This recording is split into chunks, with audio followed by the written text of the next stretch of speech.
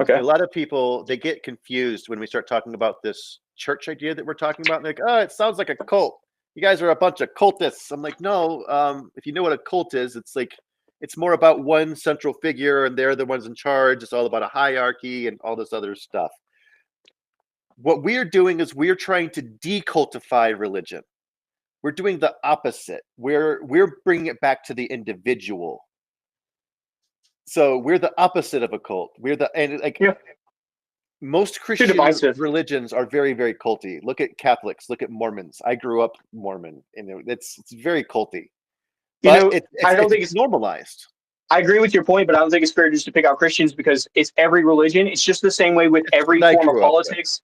And 100%. And I understand that because it's the same way with me too. And that's the example that I would have used. But it's just like with every form of government, everything that exists, man, there will be corruption if, like you said, one person is placed in the hierarchy and then people below them do things. But if we're all here together speaking about it and not just talking to you guys, we're here talking with you. That's why we're trying to get you guys to come on. That's really the important thing we want to try to be like.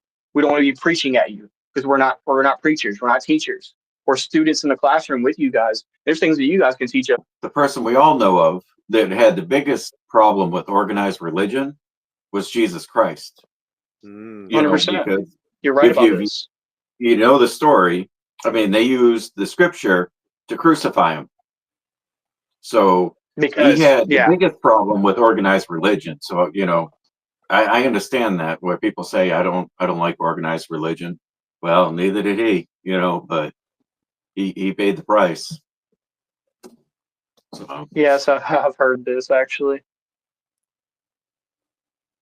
But really, it's not about people because imagine a world where every human being could get along, regardless of what they believed in. Because you're starting to put yourself in these groups. Like I talked about this on our last show. Like you want to be a left wing or a right wing, but your ideologies are probably not left or right. They probably have more of a spectrum of a rainbow than just blue and red. You know what I mean? And that's when people get stuck into these left and rights in the game of tug of war. It's divisiveness, and we need to kind of get rid of this dogma, the stigma attached to these things. Like and people, if it's not going to be for them, it's not going to be for them. But as long as you're practicing the 4/5 agreements, that's really all we ask of people is to be kind and respectful, be impeccable, not take things personally, not make assumptions, and just do your best.